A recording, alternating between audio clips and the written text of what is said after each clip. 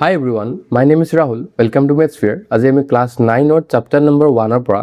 এটা important question discuss কৰিম. এই important question টো হয় explain the following in the form of p by q.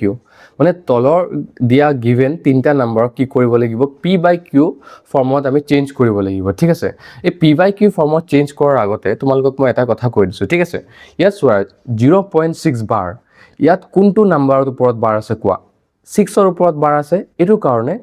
6 number to repeat hobo eneke repeat hobo thik ase aru etu goi thakibo next number to swa kuntu number to porot bar ase of course 45 etu karone ki hobo 45 number to repeat hobo eneke 454545 number ke eneke goi thakibo thik ase next number to swa ya tinta number to porot bar ase that means 0.001 001 aru 001 eneke number kini goi thakibo thik ase এতিয়া আমি চাও এতিয়া কেনেকৈ কৰিব লাগিব, ঠিক আছে? বস্তুবোৰ মই গুটেখিনি তোমালোকক মই কৰি দিলো যে নাম্বাৰটোৰ একচুয়ালি মিনিং কি হয় এতিয়া আমি ট্ৰান্সফাৰ কৰিম in the form of p by q first কোৱেশ্চনটো চোৱা আমাৰ ওচৰত কি গিভেন আছে 0.6 বাৰ ফাৰ্স্ট অফ অল কি কৰিব লাগিব আমাৰ লেট কৰিব লাগিব late x is equals to 0.666 মই লিখিব পাৰিম নে বিলকুল পাৰিম কাৰণ 0.6 বাৰ মানে কি 0.666 এই নাম্বাৰটো লৈ লোৱা নাম্বাৰ 1 এতিয়া কি আছে চোৱা ভালকে এবাৰ ইয়াত এটা নাম্বাৰৰ ওপৰত বাৰ আছে ইয়াত দুটা নাম্বাৰৰ ওপৰত বাৰ আছে আৰু ইয়াত তিনটা নাম্বাৰৰ ওপৰত বাৰ আছে, ঠিক আছে? যদি এটা নাম্বাৰৰ ওপৰত বাৰ থাকে তেতিয়া হলে both side multiply by 10 কৰিবা, ঠিক আছে? both suppose এটো মই লিখি দিছো ইয়াত 0.6 বাৰ থাকিলে এটা নাম্বাৰৰ ওপৰত বাৰ তেতিয়া হলে both side multiply by 10 কৰিবা, ঠিক আছে? এতিয়া চোৱা 0.345 ইয়াত দুটা নাম্বাৰৰ ওপৰত বাৰ আছে এটো কাৰণে কি কৰিবা both side multiply by 100 কৰিবা আৰু ইয়াত চোৱা থাৰ্ড নাম্বাৰটো 0.001 ইয়াত তিনটা নাম্বাৰৰ ওপৰত বাৰ আছে এটো কাৰণে কি কৰিবা both side multiplied by 1000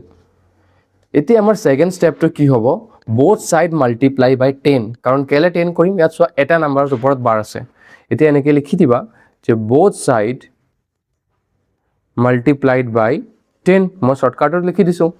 এতিয়া হলে চোৱা তুমি যদি x ৰ লগত 10 মাল্টিপ্লাই কৰা কিমান হ'ব 10 into x 10x, ঠিক আছে?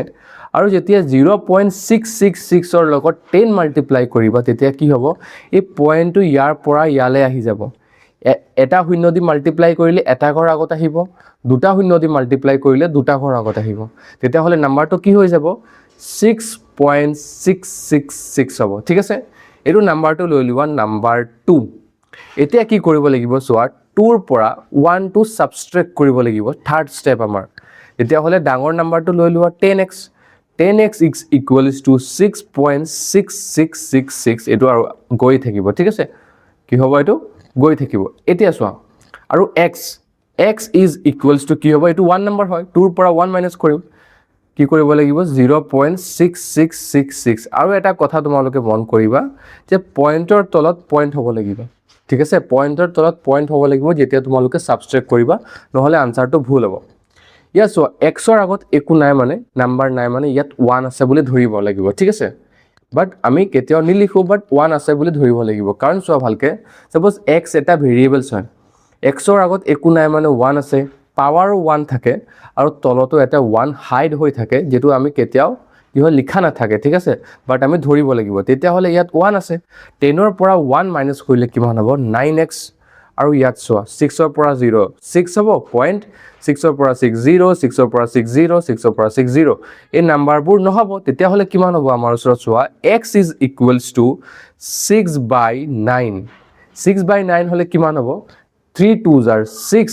3 3s are 9 তেতিয়া হলে x ৰ ভ্যালু কিমান আহি গল 2/3 আৰু 2/3 হল আমাৰ ৰিয়েল আনসাৰ কাৰণ কেলে কাৰণ আমি কি ট্ৰান্সফাৰ কৰিব লাগিব in the form of p by q আৰু 2/3 টো চোৱা ভালকে এবাৰ 2/3 টো এটা কি ফৰ্মত আছে in p by q form তেতিয়া হলে এটো হৈ যাব আমাৰ আনসাৰ অফ কোৱেশ্চন নম্বৰ 1 এতিয়া চোৱা কোৱেশ্চন নম্বৰ 2 টো কৰিম আমি কোৱেশ্চন নম্বৰ 2 ত কি লিখা আছে চোৱা 0.345, ঠিক আছে? 0.345 আৰু 45 ৰ ওপৰত বাৰ আছে তাৰ মানে কোন নাম্বাৰটো ৰিপিট হ'ব 45 নাম্বাৰটো ৰিপিট হ'ব ফাৰ্স্ট অফ অল কি কৰিব লাগিব আমাৰ লেট কৰিব লাগিব late x is equals to 0.3454545 কাৰণ কেলে 45 হ'ব কাৰণ 45 ৰ ওপৰত বাৰ আছে কাৰণ এটো কাৰণে 45 টো ৰিপিট হ'ব ঠিক আছে এতিয়া both side multiply by কিমান দি কৰিম কাৰণ ইয়াত সোৱা দুটা নাম্বাৰৰ ওপৰত বাৰ আছে তেতিয়া হলে both side তোমালোকে কি কৰিব লাগিব both side multiplied কৰিব লাগিব both side multiplied by 100 কেলে কৰিম কাৰণ দুটা নাম্বাৰৰ ওপৰত বাৰ আছে এতিয়া 100 এৰ লগত যেতিয়া তুমি x multiply কৰিবা তেতিয়া হ'ব 100x আৰু 100 এৰ লগত যেতিয়া তুমি এটো নাম্বাৰ multiply কৰিবা তেতিয়া হলে কি হ'ব সোৱা এটা নাম্বাৰত এটা 0 মাল্টিপ্লাই কৰিলে এটা ঘৰ আগত যাব দুটা শূন্য দি মাল্টিপ্লাই কৰিলে দুটা ঘৰ আগত এনেকে হৈ যাব তেতিয়া হলে কিমান হ'ব আনসাৰ 34.54545 ইয়াক তুমি নাম্বাৰ 1 ধৰি লোৱা আৰু ইয়াক তুমি নাম্বাৰ 2 বুলি ধৰি লোৱা নেক্সট এতিয়া কি কৰিব লাগিব সাবট্ৰেক্ট কৰিব লাগিব 2 ৰ পৰা 1 ডাঙৰ নাম্বাৰটো আগত আহিব 100x is equals to 34.54545 আৰু ইয়াত সোৱা কি আছে x তেতিয়া হলে x লিখিবা আৰু কি হ'ব পয়েন্টৰ তলত পয়েন্ট আহিব এই পয়েন্টটো ইয়াত আছে ইয়ালে আহিব ঠিক আছে ইয়াত 0 আহিব মানে পয়েন্টৰ তলত পয়েন্ট আহিব লাগিব নহলে তোমাৰ আনসাৰ ভুল হ'ব 34545 এতিয়া সোৱা x ৰ আগত একো নাই মানে কি আছে 1 100 ৰ পৰা 1 সাবট্ৰেক্ট কৰিলে হ'ব 99x equals to 34 ৰ পৰা 0 কৰিলে 34 হ'ব আৰু 5 ৰ পৰা 3 মাইনাস কৰিলে কিমান হ'ব 2 4 ৰ পৰা 4 0 5 ৰ পৰা 4 0 0 0 0 বোৰ আমাৰ নিলিখিলো হয় ঠিক আছে এতিয়া সোৱা question x is equals to কিমান হ'ব 34.2 divided by 99 এতিয়া কি কৰিব লাগিব যেতিয়া তোমালোকে কি কৰিব লাগিব সোৱা যে বস্তুখিনি কি হৈ আছে ফ্ৰেকশন টু ডেসিমেলত আছে মানে এটা নাম্বাৰ ডিনোমিনেটৰ নহলে নিউমাৰেটৰ টু ফ্ৰেকশন আছে সৰি ফ্ৰেকশন হয় ডেসিমেলত আছে তেতিয়া হলে আমি ডেসিমেল টু ফিক্স কৰিব লাগিব আমি ফিক্স কেনেকৈ কৰিম ইয়া সোৱা এটা ঘৰ আগত কি আছে পয়েন্ট আছে এটা ঘৰ পাছত পয়েন্ট আছে এটো কাৰণ আমি 10 দি মাল্টিপ্লাই কৰিম ঠিক আছে 34.2 ইয়া 10 দি মাল্টিপ্লাই কৰিম আৰু 99 কো 10 দি মাল্টিপ্লাই কৰিম আমি কেলে কৰি আছো 10 দি multiply to fix the decimal number ইয়া সোৱা যেতিয়া তুমি 34.2 লগত 10 মাল্টিপ্লাই কৰিবা তোমাৰ ওচৰত আনসাৰ আহি যাব 342 by 990 ঠিক আছে আৰু সোৱা সাপোজ বলে ইয়া দুটা ঘৰ আগত বাৰ আছে এনেকে 3.42 divided by 99 তেতিয়া হলে পয়েন্ট টু ফিক্স কৰিব হলে কিমান দি মাল্টিপ্লাই কৰিবা তুমি 100 দি মাল্টিপ্লাই কৰিব লাগিব পয়েন্ট টু ফিক্স কৰিবলৈ ঠিক আছে তেতিয়া হলে ওপৰৰ নাম্বাৰটো কিমান আহি যাব সোৱা 342 আহি যাব পয়েন্ট টু ফিক্স হৈ গল আৰু তলত আহি যাব 9900 আই হোপ তোমালোকৰ বস্তুটো ক্লিয়াৰ হল এতিয়া সোৱা 342 আৰু 990 অফ কোৰ্স কাটাকাটি যাব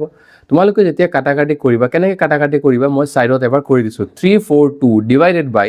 990 ফাৰ্স্ট অফ অল সোৱা এই নাম্বাৰটো কি দি গুছি যাব 3 3 is 9 3 is 90 3 1s are 3 3 1s are 3 3 4s are 12 আকৌ এবাৰ 3 দি যাব 3 1s are 3 3 1s are 3 0 3 is 9 10 11 3 8s are 24 এতিয়া ইভেন নাম্বাৰ আছে এটো 0 এটা আছে তেতিয়া হলে 2 দি ডিভিজিবল যাব কিমান হ'ব 255s are 2 1s are 2 2 9s are 18 তেতিয়া হলে কিমান থাকিলে আমাৰ ওচৰত 19/55 আৰু 19/55 এটা কি number in the form of p by q তেতিয়া হলে আমাৰ ৰিয়েল আনসাৰটো হৈ গল 19/55 হ'ব আমাৰ correct answer of question number 2 এতিয়া সোৱা কোৱেশ্চন নাম্বাৰ 3 টু সোৱা আমি কেনেকৈ কৰিম কোৱেশ্চন নাম্বাৰ 3 টু কি আছিল চাই লৈছো এবাৰ সোৱা 0.001 তাৰ মানে 0.001 মানে এই তিনটা নাম্বাৰৰ ওপৰত বাৰ আছে ঠিক আছে তেতিয়া হলে সোৱা লেট কৰিব লাগিব late x is equals to 0 point ইয়াত কোন তিনটা নাম্বাৰ ৰিপিট হ'ব 001 হয় নে নহয় কাৰণ এই তিনটা নাম্বাৰৰ ওপৰত বাৰ আছে এটো কাৰণে 001 001 001 001 এনেকে মানে গুছি থাকিব মানে গৈ থাকিব ঠিক আছে এটো হ'ব নাম্বাৰ 1 এতিয়া সোৱা তোমালোকে এবাৰ কেটা ঘৰ আগত মানে পয়েন্ট আছে সৰি কেটা ঘৰ ওপৰত বাৰ আছে তিনটা ঘৰৰ ওপৰত বাৰ আছে তিনটা নাম্বাৰৰ ওপৰত বাৰ আছে এটো কাৰণে both side multiply by কি কৰিম তিনটা শূন্য that is 1000 তেতিয়া হলে কৰা ইয়াত both side both side multiplied by কিমান দি কৰিম 1000 দি কৰিম যেতিয়া তোমালোকে 1000 এৰ লগত x মাল্টিপ্লাই কৰিবা তেতিয়া হলে হ'ব 1000x আৰু কাৰণ ইয়া তিনটা শূন্য দি মাল্টিপ্লাই কৰিছো এটো কাৰণে তিনটা ঘৰ আগত এনেকে পইণ্টটো গুছি যাব তেতিয়া হলে কিমান হ'ব আনসাৰ আমাৰ